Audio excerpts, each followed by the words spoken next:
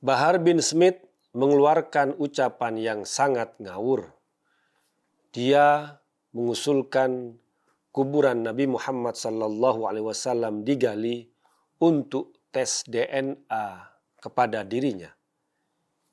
Ide itu tidak keluar kecuali dari orang yang punya pikiran seperti Dajjal.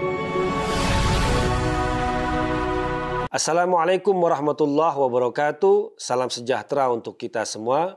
Shalom, shalom alaikum. Om Swastiastu, Namo Buddhaya, Widek Dong Tien, Rahayu. Salam Nusantara. Pemirsa Cokro TV, siapa yang tidak kenal Bahar Smith yang baru saja keluar dari penjara karena kasus penganiayaan terhadap anak-anak. Setelah keluar dari penjara tidak membuatnya jera. Dia terus mengeluarkan kata-kata provokatif yang memancing masalah.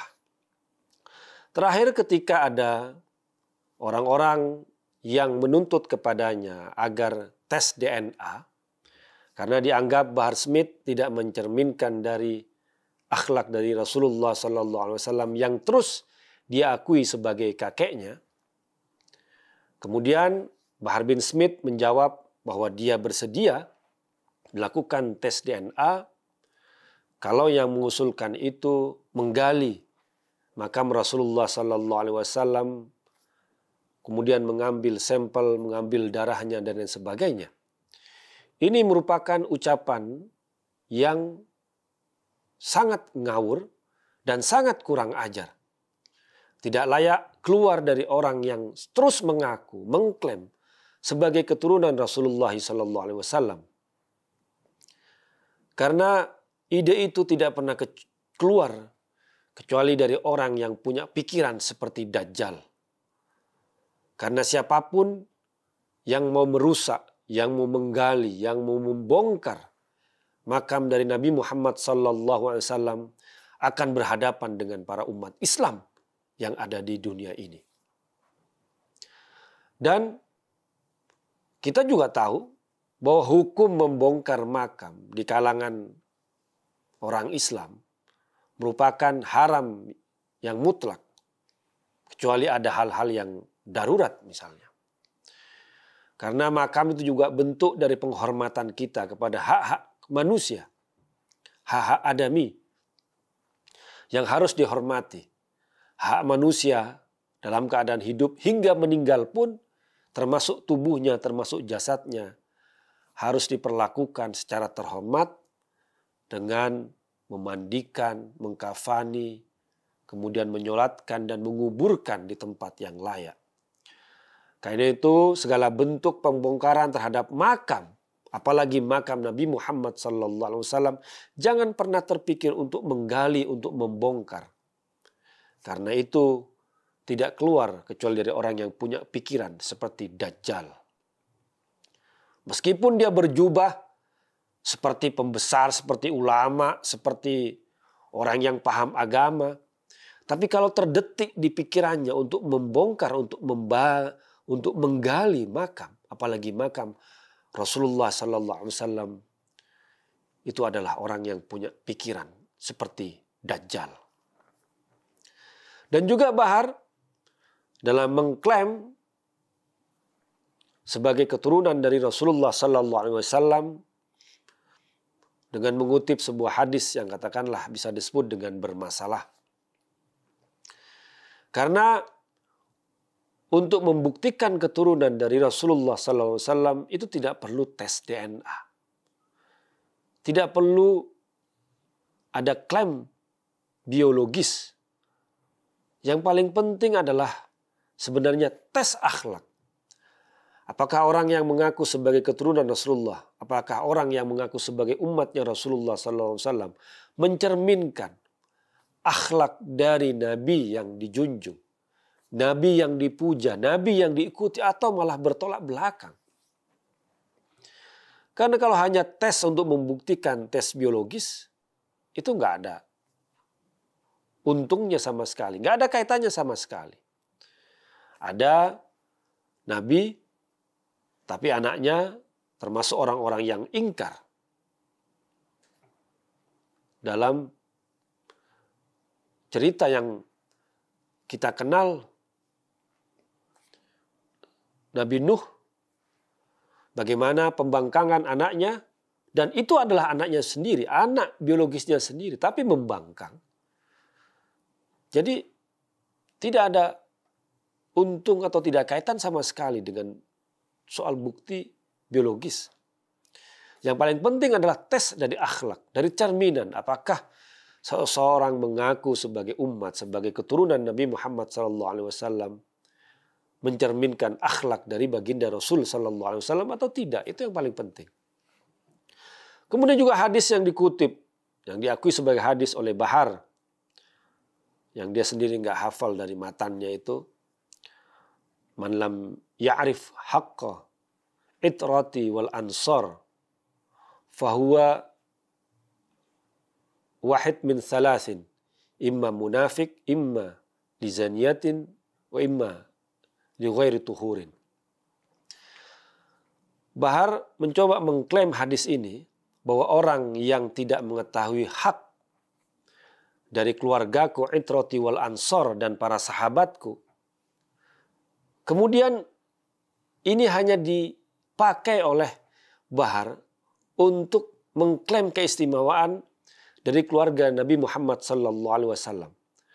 Padahal jelas sekali dari matan, dari bunyi hadis ini adalah ajakan untuk menghormati keturunan Nabi dan para sahabat Nabi. Jadi nggak hanya para keturunan, tapi para sahabat. Dan juga hadis ini dianggap bermasalah dari sisi matan ataupun juga dari sanad.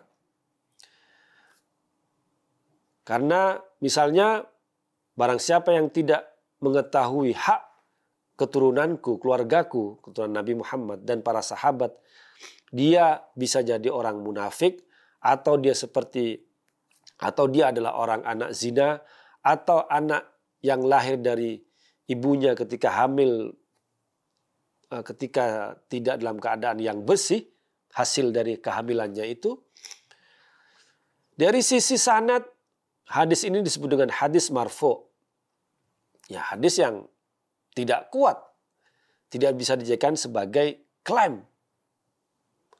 Kemudian dari sisi matan, bahwa tidak mungkin Nabi Muhammad SAW memiliki ucapan untuk menghina seseorang sebagai anak hasil perzinahan atau juga anak dari hasil hubungan yang ketika ibunya dalam haid. Ini menurut saya tidak mungkin Rasulullah SAW memiliki sabda seperti itu.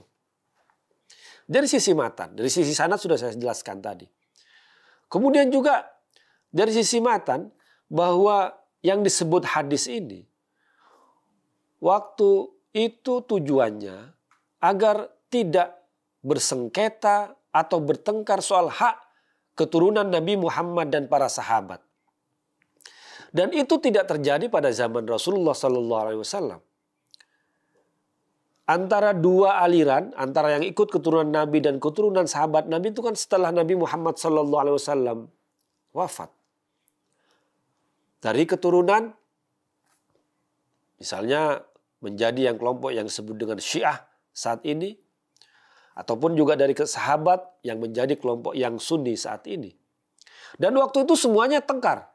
Yang mengikuti Syiah mencela para sahabat. Ada yang sahabat, ada yang mencela, yang ekstrim mencela keturunan Nabi Muhammad SAW. Hadis ini adalah hadis politik rekonsiliasi untuk menyatukan bahwa masing-masing dari keturunan Nabi Muhammad dan juga para sahabat Nabi Muhammad itu memiliki hak yang sama, tidak boleh dipertentangkan. Karena ada keturunan dari pengikut keturunan Nabi yang gulat, yang ekstrim mencela para sahabat. Sahabat dari Sayyidina Abu Bakar, Umar, Utsman. Kemudian dari yang mengaku dari pengikut sahabat dari Sunni seperti Muawiyah bin Abi Sufyan juga memaki dari keturunan Nabi Muhammad termasuk Sayyidina Ali, Sayyidina Hasan dan Husain, dan itu yang kemudian dihapuskan hinaan-hinaan itu. Nah, yang disebut hadis ini sebenarnya adalah hadis politik untuk merekonsiliasi, merukunkan kembali kelompok yang mengaku sebagai keturunan, pengikut dari keturunan Nabi Muhammad, dan pengikut yang mengaku sebagai para sahabat Nabi untuk tidak saling tercerai-berai. Man lam ya'rif haqqa itrati wal ansor, barang siapa yang tidak mengetahui hak atau keistimewaan keluargaku dan para ansor, para sahabatku. Intinya keturunan Nabi Muhammad dan para sahabat Nabi Muhammad memiliki hak dan keistimewaan yang sama. Jadi ini hadis yang tidak mungkin diucapkan zaman Nabi Muhammad SAW, karena zaman Nabi tidak ada pertentangan antara yang mengaku sebagai keturunan Nabi dan para sahabat Nabi, dan itu baru terjadi setelah Nabi Muhammad SAW wafat. Dan kembali ke soal ucapan Bahar tadi, bahwa kalau ada ide, ada pikiran yang hendak menggali, membongkar makam Rasulullah SAW, itu tidak keluar kecuali ada orang yang punya pikiran seperti Dajjal. Demikian, wassalamualaikum warahmatullahi wabarakatuh.